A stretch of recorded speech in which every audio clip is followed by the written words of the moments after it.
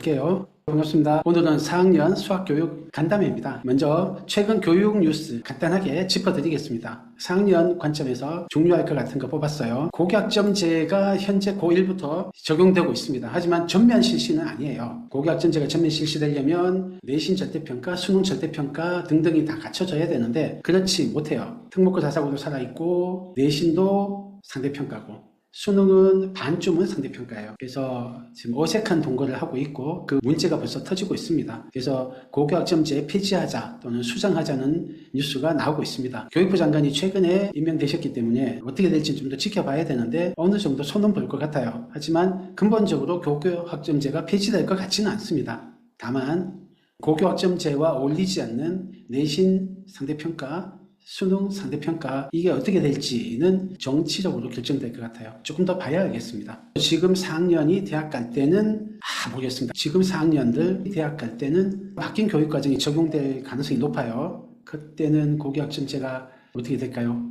이건 한번 설명이 한 적은 있는데 여러분은 최악의 경우부터 양쪽 극단을 다 생각하셔야 될 것 같아요. 하나는 고교학점제가 거의 유명무실해지거나 폐지되고 옛날 방식으로 돌아가는 경우부터 고교학점제가 완전하게 전면 실시되는 경우까지 다 대비하셔야 될 것 같아요. 옛날 방식은 알고 계시죠? 수능 내신으로 간다. 고교학점제가 전면 실시되면 어떤 일이 벌어지냐면 특목고 자사고 없어지고 수능 절대평가, 내신 절대평가, 수능의 범위는 고1 과정까지 그렇게 됩니다. 이게 미국식 모델이에요. SAT가 고1 과정까지만 하거든요. 우리도 미국 모델로 가는 게 고교학점제인데 모르겠습니다. 특목고 자사고를 폐지하는 거는 이제 물 건너간 것 같아요. 문재인 정부 때가 마지막 시기였는데 이제는 어떤 정부가 와도 특목고 자사고는 없애기가 쉽지 않을 것 같아요. 그렇다고 하면은 특목고 자사고가 없어졌는데 내신 절대평가를 하면은 일반고는 완전 망하거든요. 특목고 자사고하고 일반고는 귀족학교와 평민학교, 메이저리그와 마이너리그 정도의 격차가 나게 됩니다. 근데 그거는 정치적으로 감당할 수 있는 게 아니기 때문에 어떻게든 간에 특목고 자사고를 살려둔다고 했을 때는 쿼터제 같은 걸 도입해야 될 거예요. 그래서 어쨌든 특목고 자사고가 있다. 현재는 특목고 자사고가 서울대 입시의 약 10%를 가져갑니다. 근데 내신이 절대평가가 되면은 아마 이게 순 실력대로 하면 100% 다 가져갈 거예요. 일반고는 완전 망한다고 봐야 되는데 그렇게까지는 어려울 거고 일반고 TO 40, 특목 자사고 TO 60% 정도로 되지 않을까. 정치적으로 좀 더 힘겨루기가 어떻게 되는가 따라서 특목 자사고가 70%까지 늘어날 가능성이 있습니다. 근데 모르겠어요. 지금 5대5인데 6대4 정도 되지 않을까 예상을 해봅니다. 그래서 특목고 자사고는 살아있고 60% 정도가 최상위권 입시를 차지할 거다. 일반고가 한 40% 할 거다. 그 정도가 될 것 같아요. 그러고 나서 수능 힘 빼기, 현재는 수능 힘 빼기가 많이 진행됐어요. 서울대, 연대, 고대, 서강대, 부산대, 의대 이런 데서는 정시 전형이 옛날에는 수능 100%였는데 정시 전형의 학생부를 10 또는 20 반영합니다. 그러면 어떤 일이 벌어지냐면 처음에 수능으로 2배수 또는 3배수를 뽑고 그 뽑힌 애들을 내신이랑 학생부를 반영해가지고 다시 뽑아요. 그래서 1차로는 수능으로 2배수나 3배수 안에 들어가는 거에 해야 되지만 그 안에 들어갔을 때는 수능하고 내신하고 약 반반 또 눈치 작전으로 사실상 구멍이 난 학과는 내신이 거의 90% 이상 반영됩니다. 이거는 옛날에 한번 설명회가 있으니까 참고하시고요. 복잡한 이야기니까 결론만 말씀을 드리면 수능 100%로 뽑던 상위권 정시 전형도 내신의 비중이 매우 커졌다. 그 이유는 수능 범위가 줄었기 때문에 그래요. 윤석열 정부에서 현 고1부터 수능 범위가 확 줄고요. 그 전에도 수능 범위가 줄었단 말이에요. 그래서 지금부터 약 3년 전부터 서울대를 시작해서 점점 상위권 대학이 정시에 수능에다가 내신을 반영하고 있다. 실질 반영 비율은 꽤 된다. 근데 이런 수능 힘 빼기가 더 진행될 거냐? 그렇다. 더 얼마나 진행되냐면 시험 범위가 수학만 해도 문과, 이과 공통 범위로 줄고요. 그러니까 고등학교 2학년 1학기 범위, 문과 범위로 줄어요. 수학 수능이. 과학이나 사회는 수능이 안 나와요. 없어졌어요. 선택 과목이. 그냥 통합과학, 통합사회라는 1학년 때 배우는 과목만 수능이 나와요. 그래서 현 고1부터는 윤석열 정부가 수능 힘 빼기를 더 했어요. 아마 현재 4학년이 대학 갈 때는 수능이 절대평가의 고1 범위까지만 나오고 많은 경우는 미국 SAT처럼 1년에 몇 번 치는 형태로 바뀔 가능성이 높습니다. 그래서 수능 힘 빼기는 계속 이어질 거다. 그다음에 내신 절대평가는 계속 이어지겠느냐? 그렇다. 이거는 고교학점제가 전면 실시된다고 하면 당연히 그렇게 될 거고 고교학점제가 폐지되거나 유명무실해져도 내신 힘 빼기는 여전히 진행될 겁니다. 이거는 박근혜 정부, 문재인 정부, 윤석열 정부 이 세 정부 동안 계속 관통돼서 내신 절대평가로 가는 게 강해지고 있어요. 그래서 이것도 돌아가지는 않을 겁니다. 내신도 점점 절대평가 비중이 올라갈 거다. 다만 현재 4학년 때는 아직은 유동적이긴 하다. 하지만 지금처럼 내신이 엄청나게 강력하기는 어렵다. 그래서 수능도 힘 빼기, 내신도 힘 빼기 둘 다 될 겁니다. 그러면 뭐로 뽑느냐? 몇 가지가 있는데 본고사 아니에요. 면접 아니에요. 옛날처럼 논술 아니에요. 뭐로 뽑을 거냐? 코스로 뽑을 겁니다. 심화 과목을 얼마나 이수했느냐. 이런 일이 벌어지면 영재고, 과학고, 자사고, 외고 같은 특목고, 자사고랑 갑반고라고 학군지에 있는 명문고등학교 또는 비학군지의 명문고등학교를 가는 게 유리하냐 안 하냐. 고교학점제가 전면 실시되고 특목고 자사고가 살아있으면 그리로 가십시오. 지금도 상위권 대학교가 특목 자사고에서 가는데 그게 더 늘어날 겁니다. 그렇지 않다 하더라도 제 생각에는 갈 수 있으면 가십시오. 근데 좀 자세하게 말씀을 드릴게요. 특목 자사고 준비할까 말까 몇 가지를 고려하십시오. 크게는 입시 정책이 특목 자사고에 유리해지고 있다. 일반고는 심화 과목을 개설을 많이 할 수가 없어요. 그래서 심화 과목을 다양하게 많이 개설할 수 있는 특목 자사고가 유리하다. 학군지의 갓반고. 갓반고가 뭐냐면 일반고 중에서 갓이라고 해서 갓반고예요. 그런 데가 유리한데 그래도 몇 가지 더 디테일하게 보시면 학생의 성향을 보십시오. 문과냐 이과냐 보시고 경쟁심이 있느냐, 그리 부지, 자기 컨트롤 능력이 강하냐, 부모 의존성이 강하냐 하면 독립적이냐, 기숙사 잘 버틸 수 있느냐 이런 것들을 봐야 돼요. 아직 4학년이면 그게 잘 안 보이실 겁니다. 이건 조금 더 클 때 보시고요. 가려는 고등학교의 특징, 예를 들면 영재고 과학고는 뚜렷하죠. 분당에 현 중2 또는 중1부터 과학고가 신설됩니다. 이걸 설명에 저희가 했던 영상 올려놨는데, 그래서 영재고 과학고를 가면은 영재성이 있거나 수학과학을 아주 좋아하는 학생들한테는 입시에 매우 유리합니다. 가시면 좋고요. 외고가 옛날에는 조금 별로였거든요. 입시 실적이 별로였는데 문이과 통합되면서 이과생들의 문과 침공이 활발해지니까 외고 인기가 쫙 올라가요. 이과 애들하고 안 섞이거든요. 수시로 대학 가기 너무 좋아요. 그래서 외고는 문과 지향이 확실한 학생이면 괜찮다. 학생의 준비 정도 따라서 특목 자사고를 가느냐 마느냐가 달라져요. 먼저 사고력을 보셔야 됩니다. 영재고, 과학고, 전국 단위 자사고는 사고력이 매우 중요합니다. 그리고 혼자 공부하는 능력이 매우 중요해요. 이 두 개가 매우 중요하고요. 선행학습도 많이 해야 됩니다. 수학과학 분야의 선행학습을 고등학교 3년치는 하고 가야 됩니다. 가려는 대학 따라도 달라져요. 의대를 가시고 싶다면 영재고 과학고는 좀 별로입니다. 앞으로도 그럴 거예요. 서울대 카이스트 같은 데를 가고 싶다 하시면 영재고 과학고 매우 유리합니다. 매우. 전국 단위 자사고도 유리하긴 한데 이건 좀 따져봐야 되고 그래요. 연고대 갈 때는 특목고 자사고가 아주 유리합니다. 특히 몇몇 학교는 특목고 자사고를 우대해주는 학교도 있어요. 대입 정책 따라도 달라집니다. 의대 갈 때 지역 인재 전형이 40% 정도 되거든요. 그러니까 의대를 지역 인재 전형으로 뚫고 갈 생각이시면 일반고, 지역 일반고 가시는 것도 괜찮습니다. 괜찮다가 아니고 아주 유리할 수 있어요. 거주 지역의 일반고 상황도 보십시오. 학군지면은 특목 자사고를 좀 안 가도 공부 면학 분위기가 좋은데 어떤 지역은 면학 분위기가 너무나 나쁜 지역이 있어요. 그런 지역이면 대부분의 학생은 그 분위기에 휩쓸립니다. 내신 유리하니까 양민 학살하면서 내가 전교 1등 할 거야 도 좋은데, 참고로 전교 1등 중에 서울대 못 가는 애가 반 가까이 됩니다. 3분의 1쯤 되거든요. 반 조금 안 되고 3분의 1좀 넘으니까 쉽지 않습니다. 쉽지 않으니까 내신만 가지고 되지도 않고, 또 학생 성향의 분위기에 휩쓸리는 학생이면 좀 면학 분위기 좋은 데로 가시는 게 좋고, 아까 말씀드린 대로 내신 절대평가가 될 가능성이 높기 때문에 현 초사부터는 더더군다나 핸디캡이 사라지니까 면학 분위기 좋고 수시 지원 시스템이 강한 특목 자사고를 지금부터 생각하십시오. 입시 정책은 어떻게 바뀌더라도 좀 상위권이다 싶으면 그쪽을 초점 맞춰놓고 지금부터 만들어 가시는 거가 낫다. 나중에 갈 수 있는데 안 가는 건 괜찮잖아요. 근데 나중에 가려고만 먹었는데 준비가 안 돼 있다면 아이한테 미안하단 말이에요. 지금부터 4학년이면 준비하시는 것 권장합니다. 4학년 수학학습 로드맵 할게요. 사고력, 저희가 사고력 학원이라서 그런 건 아니고요. 아직은 사고력 수학을 좀 더 하시길 권합니다. 저는 필수에 가깝지 않나 생각을 합니다. 그릇을 키우고 그 그릇에 내용물 담는 거는 중학교, 고등학교 과정 나가면서 담고요. 그릇 자체 수학 정서나 또 공부하는 태도, 사고력과 여러 가지 능력들을 개발하는 거는 요 어린 시기 아니면 안 된단 말이에요. 아직은 교과 부담이 적은 이 시기에 기초 체력을 기르는 걸 해놓으시고 그 기초 체력의 바탕 위에 안에 내용물을 담는 거는 5학년, 6학년 올라가면서 하시는 게 어떠냐. 그래서 지금은 하셔라. 문제 결력은 뭐냐면 사고력의 일부분이에요. 사고력 있는 논리력, 공간지각력, 연산력, 문제해결력 이런 여러 가지가 있는데 그 중에 하나가 문제해결력이거든요. 근데 문제해결력만 집중적으로 연습하는 게 문제해결력 전문 교재가 있어요. 필즈, 팩토, 103, 3%, 노크 뭐 이런 문제집들이 있습니다. 그런 문제해결력 전문 교재를 하시는 거는 지금은 필수가 아니냐. 교과 부담 적을 때 많이 하셔라.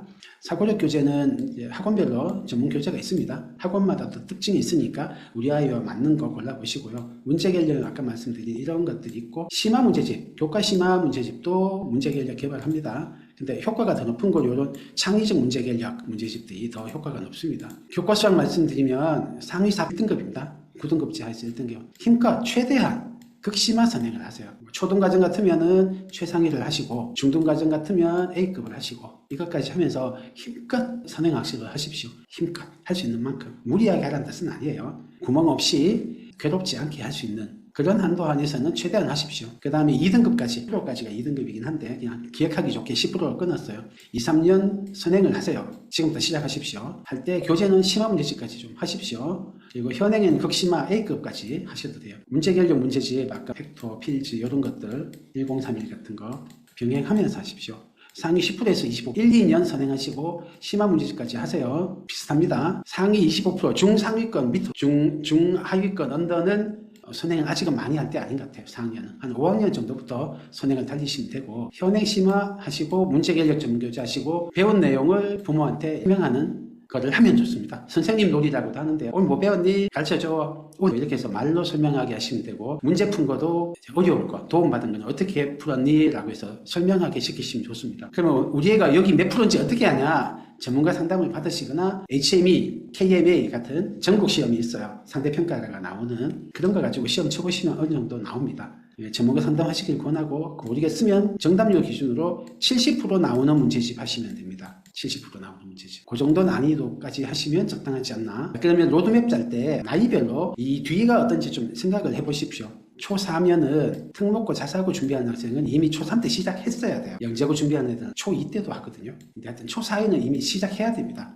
지금이 9월달이니까 바쁩니다. 영재고, 특목고, 자사고 준비하면 일반고 생하시면 이제 입시 시작하시면 됩니다. 여기에 중심과업이 뭐냐면 비전, 중거 집단, 공부양, 이제 슬슬 공부양을 늘리실 때가 됐어요. 중거 집단이 롤 모델, 역할 모델 설정하고 나는 어떤 사람이야 라는 정체성을 만들어가는 과정이에요. 이거를 시켜서 닥달해서 하시면 안 됩니다. 자기 머리로 스스로 선택하게 만드셔야 돼요. 그 다음에 선행학습 아까 하라고 대체로 상위권이면 하라고 말씀드리잖아요. 보통은 이렇게 생각하시거든요. 초 때 내년에 이제 공부 슬슬 시작하지. 5학년 1학기 선행심화 문제집 2권, 속달이 2권씩 나가면 꽤 하는 거거든요. 속달이 2권씩 이렇게 나가면 5학년 1년 동안에 5학년, 6학년 4개 학기 끝내고 6학년 때 중학교 1학년 1학기, 1학년 2학기, 2학년 1학기까지 선행 심화 좀 하고 중1 때 또 3학기를 하고 그러면 중2 때 고1 거 공부할 수 있네? 고등학교 1학년 1학기 하고 1학년 2학기 해서 여기까지 하고 그럼 중3 때 여름방학까지 해서 고등학교 1학년 2학기까지 선행 심화까지 한 다음에 2학년 진도를 중3 2학기에 나가든지 아니면 1학년 1학기 실전 대비 하든지 하면은 괜찮지 이렇게 생각을 하세요. 하지만 이게 큰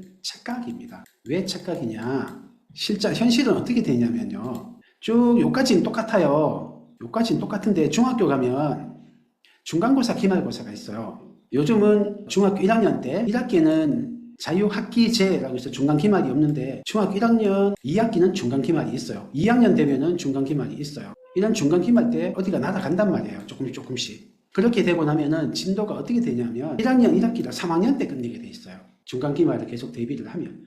그리고 1학년 2학기를 3학년 2학기 돼서 막 나가고 있어요. 그러고 나면은 고등학교 1학년 1학기 심화할 시간이 없어요. 아니면 1학년 2학기를 포기하고 1-1 심화를 하든지 그래요. 근데 아시겠지만 1학년 1학기 성적부터 바로 입시에 연결이 됩니다. 이때 내신이 낮으면 많이 하기가 어려워요. 이제는 정시에서 수능 한 방으로 역전이 안 되거든요. 상위권 대학은 수능 플러스 내신으로 정시를 선발해요. 반영 비율은 10% 이야기하지만 실질적으로는 약 50% 가까이 됩니다. 그리고 비학군지 일반고에서는 어차피 정시로 대학은 못 간단 말이에요. 그러니까 걔들은 내신이 어마어마하게 중요하다고요. 그런데 1학년 1학기 때 준비를 철저하게 못하고 심화에 극심화까지 준비를 해야 되는데 그거 준비할 시간이 없어요. 여러분이 5학년 때 시작한다 하면은 이걸 공부할 시간이 없습니다. 그래서 나중에 좀 답답한 일이 벌어져요. 답답한 일이.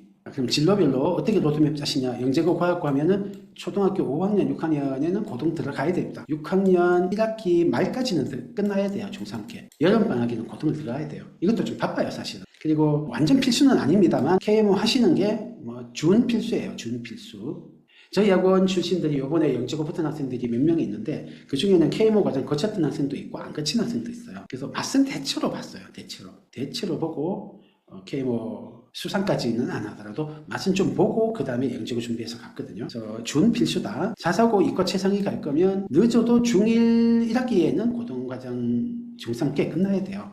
그리고 KMO는 필수는 아닌 것 같아요. 일반고 이과 상위권 간다. 그러면은 중2에 고등 들어가도 되고 지금 시기에는 문제 해결 어려운 문제 푸는 힘을 병행하면서 가셔야 돼요. 진도 플러스 심화라고 할 수 있죠. 문과면은 뭐 1.5년 선행, 1년 선행도 괜찮은 것 같아요. 심화랑 문제 해결력이 우선이다. 중3 때 고등 들어가도 문과는 괜찮다. 근데 요즘은 성남외고나 경기외고 이게 외고 애들도 이과 애들만큼 수학하고 오는 애들도 꽤 많아요. 상위권. 옛날처럼 나는 문과니까 하고 수학을 손 안 놓더라고요. 왜냐하면 문이과가 같이 시험을 치니까 요새는. 그래서 나는 문과니까 하고 수학 손 놨다가 나중에 완전 위험해지니까 손 놓으면 안 되는 거야. 그럼 수학을 어떻게 공부할까? 수학이란 과목의 특징을 좀 아셔야 됩니다. 사회는 개념이 많아요. 개념이 많고 개념에서 문제 해결까지 깊이가 얕아요. 대동법이란 개념을 모르면 머리가 아무리 좋아도 못 풀고 지금은 알면 이해만 제대로 했으면 어지간한 응용 문제도 풀 수 있어요. 과학은 개념이 사회보다는 좀 적지만 제법 많죠. 사회, 생물, 지구과학, 생물 같으면 더 많죠. 개념이. 그런데 깊이가 조금 더 있어요. 그래서 문제 해결까지 연결되는 데는 응용을 조금 해야 됩니다. 물리는 조금 더 깊이가 있고요. 국어하고 영어는요. 개념은 별로 없어요. 대신 깊이가 있어요. 깊이가 있다는 게 뭐냐면 머리가 필요합니다. 언어 사고력, 독해력이라고 하는 능력이 필요해요. 능력이. 대신 응용이 많지는 않죠. 수학은요. 개념이 제일 적어요. 몇 개 없어요. 그런데 굉장히 깊이가 있습니다. 그래서 개념을 안다고 해서 문제를 바로 못 풀고요. 굉장히 여러 번의 응용을 거쳐야 문제를 풀 수 있어요. 이런 차이가 있으니까 사회처럼 공부하면 수학을 사회처럼 공부하면 망해요. 사회는 많은 문제를 일타 강사한테 강의를 듣고 잘 정리하면 풀리는데 수학은 강의를 많이 듣는다고 해서 풀리지 않아요. 기초 능력을 개발하는 걸 꼭 병행해야 됩니다. 그리고 개념하고 문제하고 꼭 같이 공부를 좀 해야 돼요. 그래서 깊이가 있다, 개념이 적다. 개념을 안다고 해서 강의를 듣는다고 해서 유형을 많이 암기한다고 해서 풀리지 않는다. 그런데 공부하듯이 수학하는 학생들이 꽤 있어요. 부모님도 잘 모르시고 그렇게 가르치고 내신 수학을 주로 하시는 학원의 선생님들도 마치 사회처럼 수학을 가르쳐요. 많이 외우게. 학년이 어릴 때 수준이 낮은 걸 공부할 때는 시험에 나올 만한 유형을 다 배우는 것도 방법이긴 해요. 하지만 고등과정, 고2 올라갈수록 내신 아니고 수능같이 범위가 넓을수록 쉬운 문제 아니고 킬러 문제에 가까울수록 영재고나 특목고, 자사고 같이 어려운 학교의 시험일수록 암기로는 감당이 불가능합니다. 그러면은 이런 수학의 특징인데 수학은 어떻게 공부해야 되냐? 첫째, 이해 중심으로 해야 돼요. 암기로 하시면 안 돼요. 개념이나 원리를 아주 깊이 해야 돼요. 어느 정도 깊이 해야 되냐? 작은 모호함도 없을 정도로 남을 가르칠 정도까지 이해해야. 중하위권 학생들, 어설픈 상위권 학생들은 이 이해를 제대로 깊이 있게 잘 못해요. 그런 학생은 선생님 놀이를 시키시면 좋습니다. 초등학교 때 배우는 개념 원리가 몇 개 없거든요. 그래서 나 좀 가르쳐줘 하면은 학생이 뭐라 가르쳐요. 최대 분야수가 뭐야? 최소공배수 갈 때 왜 이렇게 니은자를 해가지고 L자를 하면 되지? 이런 거를 물으면 거기에 대해서 학생이 설명할 수 있게 하셔야 돼요. 그 다음에 정리 중심으로 하셔야 돼요. 그동안 배운 개념, 원리, 기본 문제까지가 개념이에요. 얘들을 구조화를 해야 돼요. 구조화가 뭐냐 하면 대표적인 게 센수학을 예를 들면은 센수학이 유형별로 쫙 분류해놓고 제목을 달아놨거든요. 그게 머릿속에 다 들어오는 거예요. 아, 요 문제랑 요 문제는 비슷한데 여기서 다르구나. 이렇게 서로 구별해서 큰 유형, 그 안에 세부 유형 다 정리가 돼야 돼요. 그냥 문제만 풀어 제끼면은 안 돼요. 정리가 안 돼 있어요. 이게 구조화고요. 통합은 서로 비교 연결 거예요. 어려운 이야기인데 다음에 제대로 하고요. 그래서 이거 구조화 통합을 하는 방법으로 한 줄 풀이와 뼈대 면제 학습법, 수학 아이디어 공책 이런 것들을 추천합니다. 가장 중요한 건 이거예요. 한 유형서, 주로 센수학을 많이 권합니다. 중학교, 고등학교는 센수학, 초등과정은 좀 여러 가지 쓰셔도 돼요. 어쨌든 유형서에 있는 유형을 7번 푼다 생각하시면 돼요.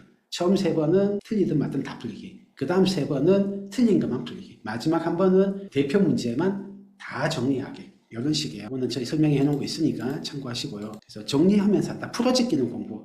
문제를 많이 푸는 공부는 효율이 낮고 진도도 늦고 학생이 수학을 싫어하게 될 위험도 큽니다. 의식적으로 정리하면서 공부를 시키세요. 마지막으로 능력 중심. 수학은 사회하고 달라서 응용을 많이 해야지 풀린단 말이에요. 그래서 이 머리 자체를 개발해야 돼요. 사고력, 문제결력을 개발해야 돼요. 어릴 때는 전문 프로그램, 사고력 수학 같은 전문 프로그램을 이용하시고요. 5학년, 6학년 중학교 이렇게 학년이 올라가면 교과 심화를 통해서 이 사고력을 개발해야 돼요. 어떤 경우든 간에 핵심 원리는 도전입니다. 너무 쉬운 거 말고 조금 어려운 거를 주입식 말고 스스로 좀 어려운 거를 스스로 이 두 개가 도전입니다. 그래서 양치기, 유형 암기만 하시면 한계가 있습니다. 방법 어릴수록 사고력 전문 프로그램이 제일 가성비가 좋습니다. 일반 교과 심화로 하는 거에 몇 배의 효과가 있고 부작 위험도 적습니다. 그리고 교과 수학 같은 거 풀고 나서 반성이란 걸 해주면 매우 좋습니다. 여러 가지 방법으로 풀기 매우 좋습니다.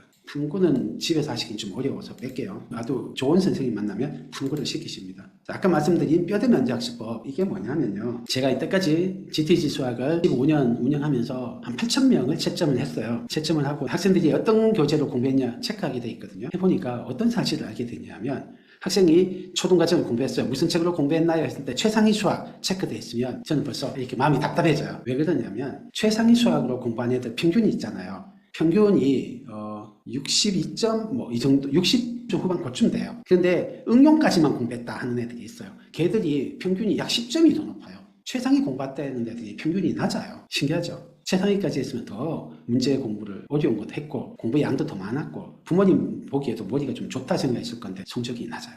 물론 그 중에 100점 근처 아주 고득점은 최상위 안에가 더 많긴 해요. 근데 평균이 낮은 거는 훨씬 낮은 점수 40점대 애들이 많아요. 걔들의 특징이 수학을 싫어하는 경우가 많아요. 최상위를 공부하면. 그래서 제가 깨달은 게 학생의 능력이 아직 덜 개발되어 있는 상태에서 무리하게 너무 심한 문제집을 풀리시면 대부분 주입식으로 하십니다. 본인이 그렇게 배웠기 때문에 선생님이든 학부모님이든. 그래서 주입식으로 하고 몇 번 가르쳐주고 반복시키는 형태로 하세요. 그렇게 하면 외웠던 걸 까먹어. 그런데 기가 죽어요. 그래서 생각하면 풀 수 있는 문제도 모른다 싶으면은 별표 치고 넘어가 버리는 거예요. 이때까지 별표 치는 누가 가르쳐 줬거든요. 그러니까 자기 머리로 생각을 못해요. 게다가 머리가 뒤죽박죽 섞여 있어요. 어려운 걸 너무 많이 해놓으니까 정리가 안 돼 있어요. 시험 망하게 하려면 시험 직전에 어려운 문제 풀리면 되잖아요. 시험 직전에 쉬운 거, 그동안 배운 거 총정리를 해야 되는데 시험 직전에 어려운 거 막 풀고 있으면 망하거든요. 딱 그 짝인 거예요. 멘탈도 약해져요. 그래서 학생들이 처음에는 뼈대를 먼저 세워야 돼요. 그 뒤에 살과 근육을 붙여야 돼요. 뼈대를 먼저 세우고 그 뒤에 심화를 해야 되는데 뼈대를 세우기 전에 심화를 막 해버린 거예요. 그래서 뼈대 먼저 해야 됩니다. 7회독을 하십시오. 공부법은 2회하고 7회독. 이때는 심화를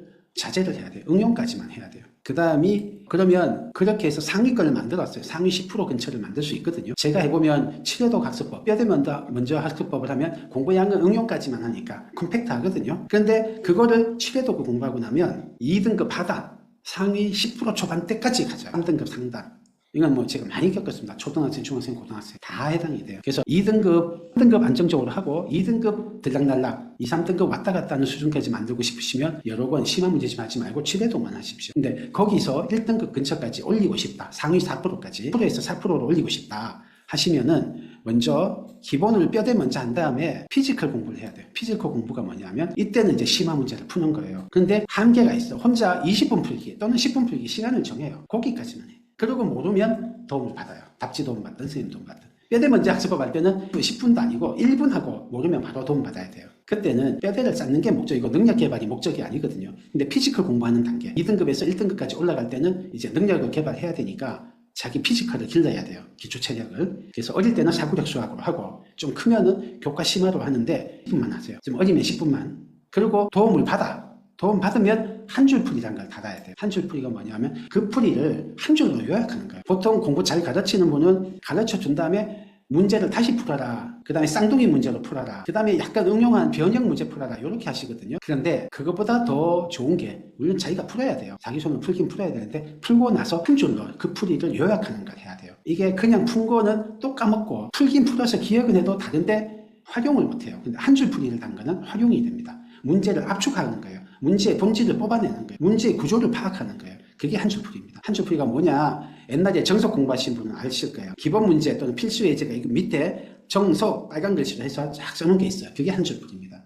센 수학은 답지에 보면 전략 해가지고 한 줄 풀이를 달아놨어요. 그런 게 한 줄 풀이입니다. 그래서 문제의 본질을 추출하는 구조를 파악하는 그런 훈련입니다. 요거를 해 주시면 좋습니다. 요걸 학원에서 잘 안 해주세요. 부모님이 한 줄 풀이 달아라. 도움받은 거는 꼭 한 줄 풀이 달아라. 요거 좀 해주셔야 되고 부모님이 처음 좀 도와주십시오. 요렇게 하면 1등급까지 올라갑니다. 그 다음으로 넘어갑니다. 그 다음에 1등급이에요. 프로예요. 근데 이게 1% 안에 0% 가고 싶어요. 완전 극상위권 되고 싶어요. 의대를 가거나 뭐 최고 자기 가고 싶은 무슨 과든 다 가고 싶을 때 하는 방법이에요. 그때는 몰입공부법을 하셔야 돼요. 뼈대 먼저 하고 선행학습하고 피지컬까지 한 다음에 좋은 문제를 혼자 힘으로 아까는 10분 20분 제한이 있었잖아요. 끝까지 풀어야 돼요. 끝까지. 이때 진짜 좋은 문제가 중요해요. 아무 문제는 하는 게 아니고 수준이 있는 문제. 고3 같으면 수능 기출 중에서 좋은 문제. 이거는 좀 고수들이 골라줘야 됩니다. 중학생 같으면 좀 누가 골라줘야 돼요. 영재고를 준비한다. 누가 골라줘야 돼. 하여튼 좋은 문제를 끝까지 혼자 풀어야 돼요. 이때는 많이 푸는 게 중요하지 않습니다. 그게 몰입공부법이에요. 근데 끝까지 풀고 있으면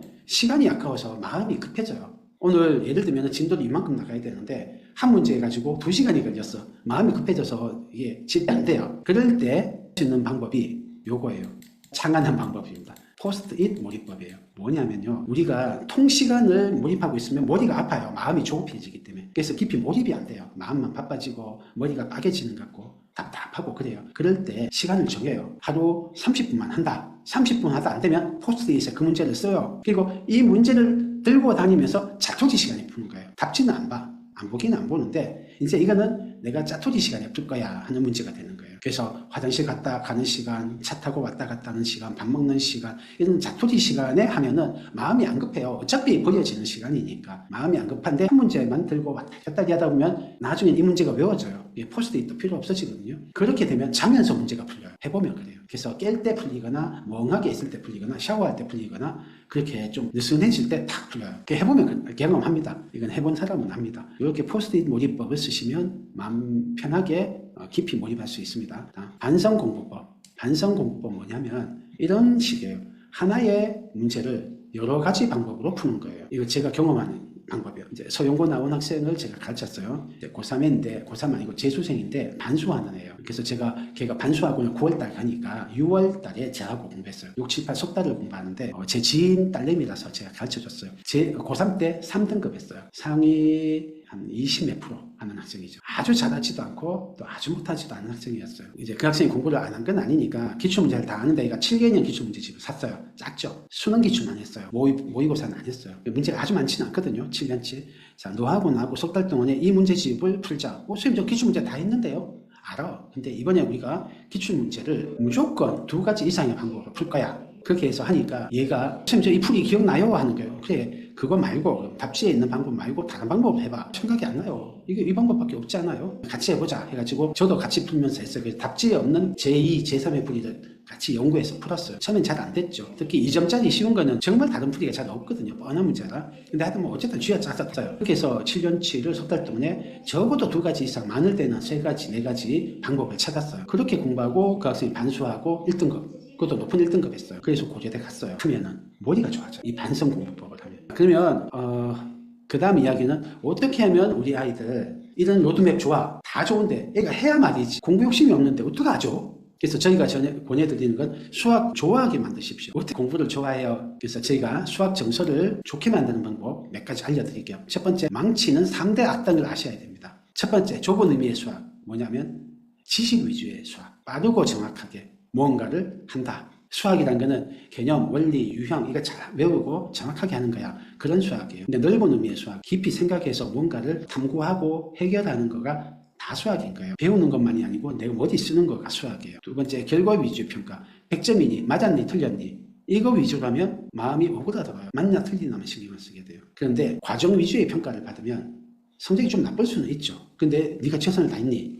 결과 위주의 피드백을 받으면 학생이 늘 불안해요. 성적이 잘 나와도 불안해요. 왜냐하면 이거는 우연히 그렇게 된 거니까. 심지어 경쟁까지 붙이면요. 1등이니 아니니 따지면 이 결과는 내가 컨트롤을 할 수가 없는 거예요. 내가 열심히 했지만 내보다 더 잘하는 애가 나와버리면 내가 등수가 안 나온단 말이에요. 근데 과정 위주의 피드백을 받은 애는 내가 1등이든 아니든 내가 최선을 다하는데 집중하고 최선을 다했으면 그 다음 결과는 겸허하게 받아들일 수가 있어요. 그러니까 불안하지가 않아요. 근데 이런 애들이 진짜 멘탈이 강해져요. 왜냐하면 내 목표는 내가 최선을 다해서 내가 예를 들면 100점을 목표했으면 100점 받으려고 최선을 다하는 게 목표지. 이기고 지는 거 맞다 틀리다에 완전 연연하지는 않거든요. 내가 얼마나 그 목표에 가까이 갔고 그걸 위해서 얼마나 노력했느냐 그 과정에 초점을 맞추니까 마음이 편하고 열심히 하게 돼요. 그 다음 고정 마인드셋. 이게 뭐냐면 내가 잘하고 못하는 건 내 머리에 달린 거야 라고 생각하는 거예요. 반대로 내가 못하는 건 내 머리가 나빠서 그래. 내가 잘하는 건 내가 천재라서 그래 라고 생각하는 거예요. 이 고정 마인드셋 가진 애들은요 완전 유리 멘탈이 돼요. 조금만 성적이 안 날 것 같으면 포기해버려요. 조금만 해서 잘 안 나면 공부는 심포도야 그렇게 해버려요. 왜냐면 내가 낮은 계급인 게 들통나니까. 그거를 받아들이지 못해요. 어려운 문제 나면 낑낑거리고 매달리지 않아요. 왜냐면 내 머리 나빠서 못 푸는 건데 머리 더 오랫동안 매달린다고 풀린다고 생각을 안 하는 거예요. 그러니까 쉽게 포기하고 외우려고 들어요. 이게 수학 정책을 망치는 3대 악당입니다. 수학이 좋아지는 3대 동력이 있어요. 첫째, 호기심. 왜 그렇지? 어떻게 하면 좋을까? 이런 질문, why, how. 이 질문을 던져서 그 답을 찾아가는 방식으로 공부하는 애는 꼭 수학이 아니라 모든 과목이 공부가 재밌습니다. 호기심을 불러일으켜서 그 답을 찾는 방식은. 두 번째, 시켜서 억지로 하는 게 아니고 스스로 하는 게 중요해요. 문제도 남이 가르쳐주고 그대로 따라하고 외우고 따라하는 거 말고 혼자 먼저 도전해보고 그 다음 배우는 게 좋아요. 그래야 재미가 있습니다. 게임도 시키는 것만 따라하면 실력은 빨리 늘지 모르지만 재밌지는 않을 거예요. 아마 여러분이 애들 게임 끊게 만들려면 게임 학원을 보내세요. 그래서 맨날 가르쳐주고 시험 치고 못 치면 혼내게 하세요. 아마 게임 끊을 거예요. 세 번째가 성취감입니다. 내가 해서 성공하는 거, 내가 해서 성적이 올라가는 거, 내가 해서 뭔가 깨닫는 거, 이런 성취감을 느끼게 설계를 하십시오. 작은 성취감부터 성취감을 느끼게 하세요. 그래서 눈덩이처럼 점점 커지는 눈덩이 효과를 설계하셔야 돼요. 작은 거, 작은 성공을 만들게 설계를 하십시오. 저희 GTG 사고력 수학은 이 눈덩이 효과를 적극적으로 활용합니다. 그래서 작은 거, 쉬운 거, 재밌는 거, 잘할 수 있는 것부터 해서 점점점 어려워지게 설계를 많이 해놨어요. 이렇게 하면 성취감이 생기고 나중에는 1시간이 지나도 안 풀리는 거 붙잡고 낑낑거리게 변해요. 그 맛을 느껴봤기 때문에 그래요. 그래서 성취감을 느끼게 하시는 게 핵심입니다. 성취감을 느끼려면 스스로 해서 성공해야 성취감이 느껴져요. 남이 시키는 대로 따라해서 성공하면 별로 기분 안 좋아요. 여러분이 눈사람 만들 때 이렇게 하고 저렇게 하고 막 이렇게 도와줘서 성공하면 애들도 그렇게 재밌어하지 않을걸요. 그래서 공부 욕심 없는 아이 어떻게 할까? 제가 권해드릴 첫 번째는 규칙 기반 양육입니다. 이거는 꼭 공부에만 해당되지 않습니다. 여러분이 아이한테 이래라 저래라 그때그때 지시하지 마십시오. 규칙을 정하는 거예요. 그리고 그 규칙을 지키면 박수 쳐주고 못 지키면 어떻게 할래? 라고 물어서 스스로 규칙을 지키도록 점점 유도하시는 게 핵심이에요. 이 규칙 기반 양육하고 그때그때 따라 지시하는 거하고 엄청난 차이가 있습니다. 일관되게 적용을 하셔야 되는데 공부에만 예를 들게요. 예를 들면은 우리 하루에 한쪽씩 연산학습지하고 그리고 디딤돌 기본 플러스 응용을 2쪽씩 하자 정했다고 쳐요. 그걸 언제 하냐면 학교 갔다 와서 씻고 나면 바로 하자 정했어요. 그럼 그걸 계속 지키게 하시는 거예요. 그걸 했으면 박수 치는 거예요. 아니면은 해서 다 맞으면 끝난 거야. 하나라도 틀리면 다시 해서 다 맞히는 게 목표야.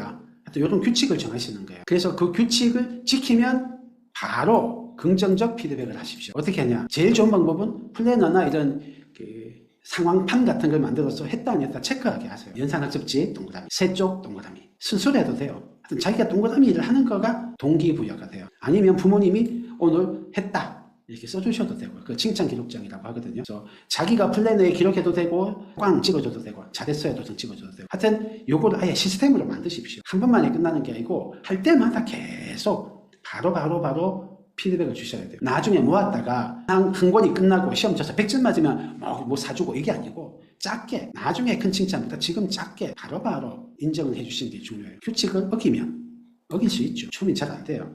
네가 규칙을 못 지킨 건 이유가 있을 거야. 지킬 마음이 애가 있었거든요. 합의를 했을 때는. 근데 못 지킨 이유가 있죠. 바빴다, 피곤했다, 뭐 많아요. 다 핑계가 있어요. 오케이. 그럼 다음에 어떻게 할까? 그럼 뭐라고 할 거예요. 다음에 뭐라고 할게요. 놀고 나서 하려고 했는데 까먹었어. 놀고 하려니까 잘 안 되더라. 다음에 어떻게 할까? 그럼 먼저 하고 할게요. 그래, 그럴 거야. 한번 해보자. 어른데가 쉽지 않아. 근데 한번 해보자. 다음에 하면, 이야, 했네. 이건 쉽지 않은 거야. 작심삼일이란 말이 있잖아. 어른도 한번 하기로 한 거 쉽게 잘 못해. 이거 2번이나 했네. 3일 하면, 오, 대박. 4일째 못했어. 이유가 있을 거야. 다음에 어떻게 할까? 너무 많았던 것 같아요. 좀 줄이고 싶어요. 그러자. 느낌이 전해지세요. 하는 게 중요해요. 했을 때 박수 치는 게 중요해요. 나무라는 게 목표가 아니에요.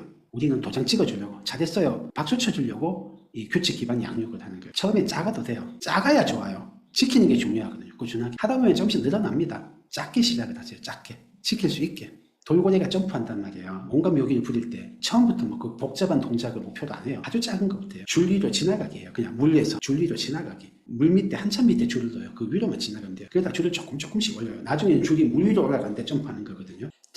작게 계속 우리 박수를 쳐줘야 돼요. 이렇게 규칙 기반 양육을 하시는 게 첫 번째입니다. 제가 공부 잘하는 학생들 다 보면 잔소리해서 공부하는 애가 적어요. 대부분 다 이 규칙이 딱 잡혀 있어요. 잔소리해서 공부시키면 부모님이 계속 힘드십니다. 처음에는 몇 번 잔소리 안 해도 하죠. 근데 애가 커질수록 해야 되는 양이 많아질수록 계속 잔소리해야 돼요. 너 했니 안 했니 했니 안 했니 하라 그랬지 왜 안 했어. 끝이 없어요. 나중에 애가 미워져요. 왜냐면 자꾸 약속을 어기니까. 나중에 부모님 까먹으면 애가 눈치를 보다가 까먹을만 하다 싶으면 안 해버리고 그러거든요. 계속 테스트를 해요. 까먹나 안 까먹나를. 그래서 부모님 잔소리로 계속 시키시면 끝이 불행하다. 잘 안 된다. 그리고 더 불행한 건 아이가 나는 시켜야 하는 사람. 공부란 거는 억지로 잔소리 피하려고 억지로 하는 거야. 이렇게 돼요. 근데 규칙 기반으로 가면 공부를 해서 내가 나를 극복하고 뭔가 성취를 한 거거든요. 그 성취감 때문에 나중에는 공부를 하게 돼요. 공부에 재미를 느껴요. 내가 뭔가 해서 해냈거든. 내 스스로가 나를 컨트롤해서 뿌듯하거든요.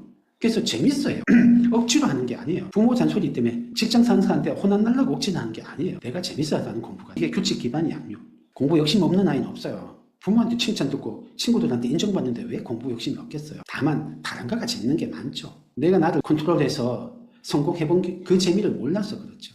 그걸 어릴 때부터 느끼게 해주세요. 그게 작은 규칙을 정해서 학생이 하게 하는 겁니다. 그래서 아까 전에 규칙 정했잖아요. 그러면 꼭 축하를 해주셔야 돼요. 이 축하라고 하는 거는 우리가 축하를 해주고 인정을 해주잖아요. 그럼 뇌에서 굉장히 도파민이 팍 분비가 돼요. 성취감을 느껴요. 이 긍정적 감이 뇌를 중독시킨다고요. 그래서 공부가 습관이 되려면 여러 번 한다가 아니고 긍정적 감정이 어떤 행동을 했을 때 바로 팍 느껴져야 돼요. 이게 시간적으로 가까워야 돼요. 그래야 습관이 돼요. 우리 뇌가 어떤 걸 했더니 바로 기분이 좋더라. 그러면 그거를 서로 연결지어서 습관을 만들어요. 근데 공부는 오늘 했어. 상근 중간고사 쳐서 100점 맞아야 가다. 그러면 내가 그 연결을 못 시켜요. 알 것 같죠? 안 그래요? 우리 인간도 만약에 여러분이 뭐를 하신다고 하든 뭔가 일을 해요. 그게 집안일일 수도 있고 회사 일일 수도 있는데 아무 이야기 없어. 내가 뭘 해도. 그러다가 1년 끝날 때 연말에 그때 한번 뭐 큰 상을 준다고 쳐요. 승진을 하든. 그러면은 바로바로 피드백, 긍정적 피드백 받는 거하고는 비교도 안 될걸요. 그래서 나중에 큰 보상은 습관을 만드는 효과가 적습니다. 여러분이 뭔가 큰 걸 걸면 당근이든 채찍이든 큰 걸 걸면 할 것 같은데 안 그래요. 그래서 여러분 축하하고 인정하는 건 여러분이 배워야 하는 기술입니다. 우리가 잘 까먹어요. 인간이 원래 그렇게 세팅되어 있어요. 잘 되는 거는 무시하고 뭔가 문제 있는 게 초점 맞추도록 세팅이 되어 있었어요. 잘 돌아가는 거를 계속 신경 쓰고 있으면 에너지가 남아나지 못하거든요. 그러니까 문제 있는 것만 신경 써야 내 가진 에너지로 가장 효과적으로 살아갈 수가 있죠. 그런데 애는 안 그렇거든요. 아이는 인정받고 축하받고 싶어요. 칭찬받고 싶어요. 목이 마르다고요. 이게 영 불균형이 있어요. 우리는 잘하고 있는 건 됐고 어쩌다 한번 있는 문제를 막 지적하기가 쉬운데 아이는 반대인 거예요. 내가 한번 잘했는데 그는 인정도 안 해주다가 어쩌다 한번 숙제 안 하면 막 뭐라고 하고 그래야 되는 거예요. 그래서 우리가 축하를 하려면 기술이에요. 축하라고 하는 건. 그래서 여러분이 회사 다니는데 잘할 때 아무 말 안 하다가 한번 잘못하면 팍 뭐라고 뒤통수 치면서 혼을 낸다. 안 좋죠. 근데 봄고래 훈련시킬 때 돌고래 훈련시킬 때처럼 조금만 잘해도 아무 잘했다 잘했다. 그냥 밧줄 위를 지나가기만 하면 막 쓰다듬어주고 정갱이주고 이렇게 하거든요. 어느 게 이 봄고래의 습관을 들이겠습니까? 그래서 어떻게 하냐면 자녀가 우리가 원하는 행동을 하는 순간을 바로 포착하세요. 2시간 공부하기를 바라면 그때까지 기다려서 칭찬하지 마시고 어쩌다가 한번 살짝 5분 공부했으면 조금이라도 5분만 해도 칭찬해 주세요. 이걸 시스템으로 만들기 위해서 칭찬 기록장 또는 플래너를 이용하시면 좋습니다. 규칙을 정했고 규칙을 지켰는지 안 지켰는지 그날 플래너에 표시를 하는 거예요. 학생이. 이게 셀프 칭찬이죠. 아니면 부모님이 스티커 붙여두든지 달력에다가 쓰든지 플래너에다가 하트를 그려주든지 오늘 3분 공부했다. 팩트만 쓰는 거예요.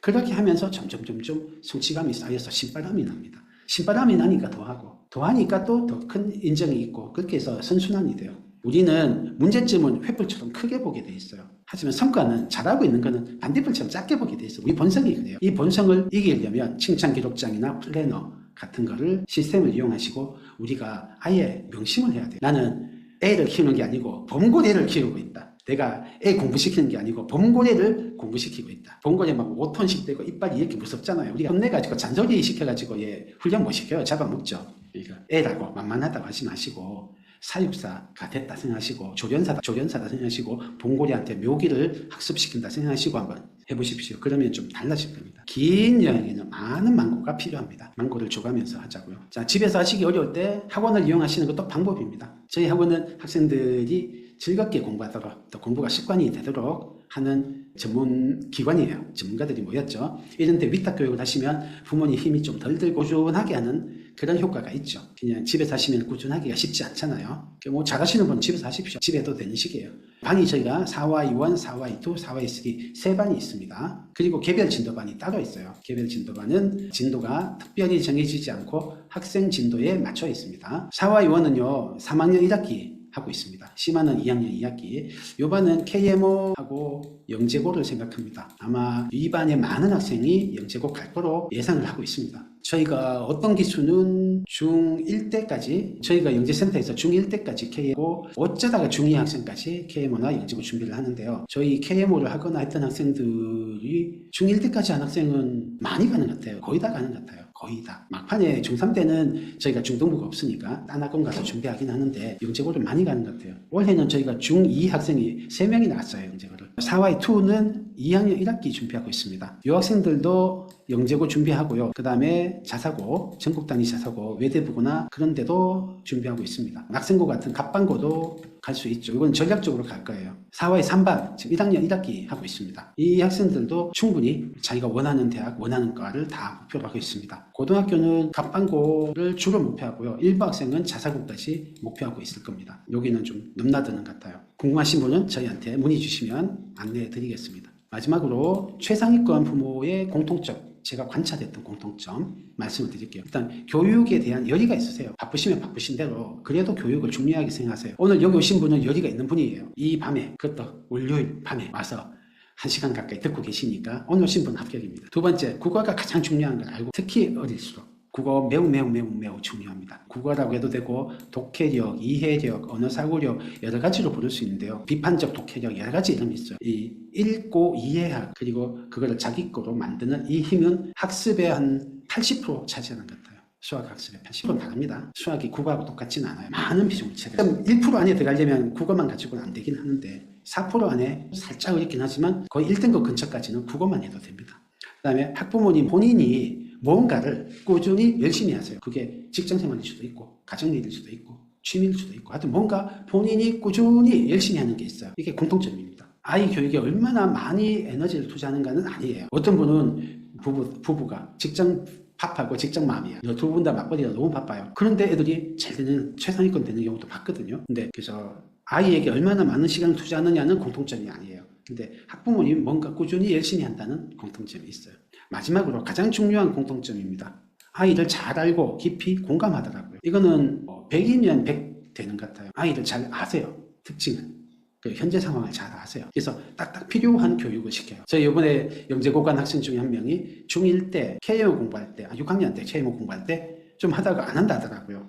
그러니까 부모님이 스톱 시키셨어요. 좀 지나서 다시 또 마음이 바뀌어서 KMO 공부할래요 하니까 그때 또 시키셨어요. 안 한다니까 멈추셨어요. 걔 형이 서울영재고를 갔거든요. 저희 학원에서. 그래서 부모님이 이제 이 시기에 어떤 공부가 KMO 공부가 얼마나 도움되는지 잘 아시는 분이세요. 그리고 학생에 대해서도 잘 아니까 얘가 아카데믹한 성향이 강한 학생인데 일반고 가서 점수 1.3 하는 것보다는 영재고 가서 깊이 있게 하는 게 더 본인한테 행복할 거란 것도 아셔요. 저하고 상담도 했거든요. 그런데도 학생의 의견을 존중하더라고요. 학생한테도 공감하는 걸 하셨을 거예요.